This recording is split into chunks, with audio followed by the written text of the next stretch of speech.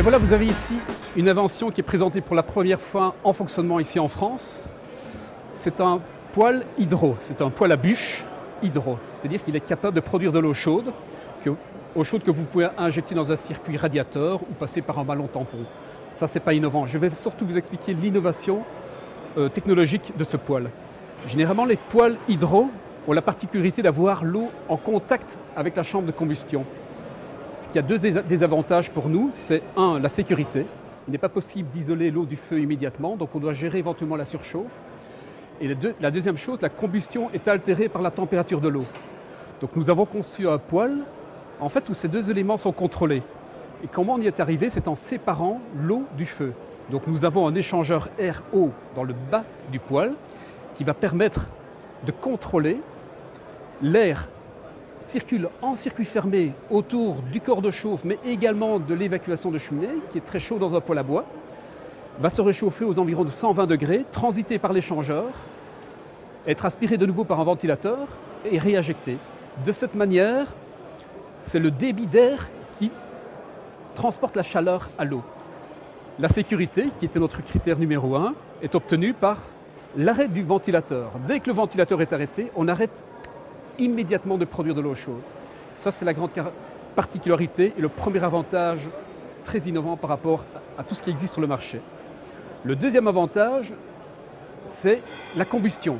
Nous travaillons ici avec un insert JD qui a la particularité de travailler très rapidement en post-combustion, c'est-à-dire gazéification du bois grâce à une température très élevée.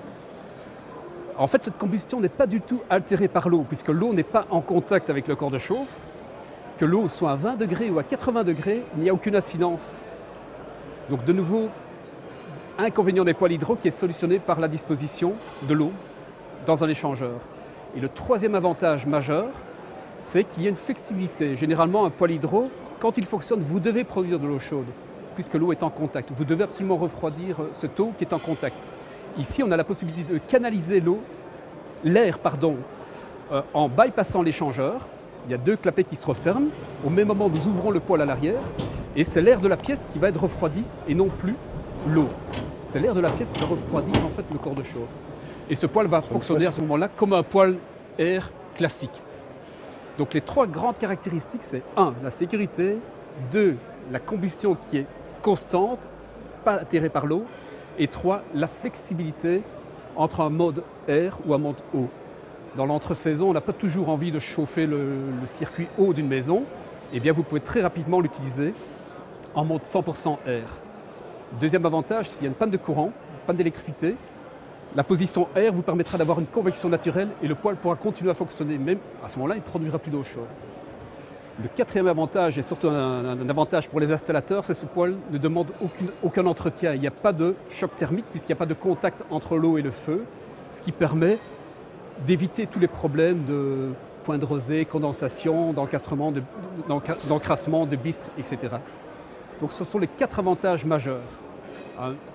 Une conséquence de la combustion de qualité, c'est que les rejets de particules et de CO sont très faibles.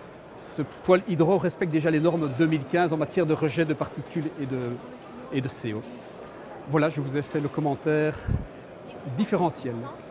Il existe actuellement en une puissance 16 kW au total, dont la moitié est diffusée dans l'eau, l'autre moitié est diffusée en rayonnement dans le séjour.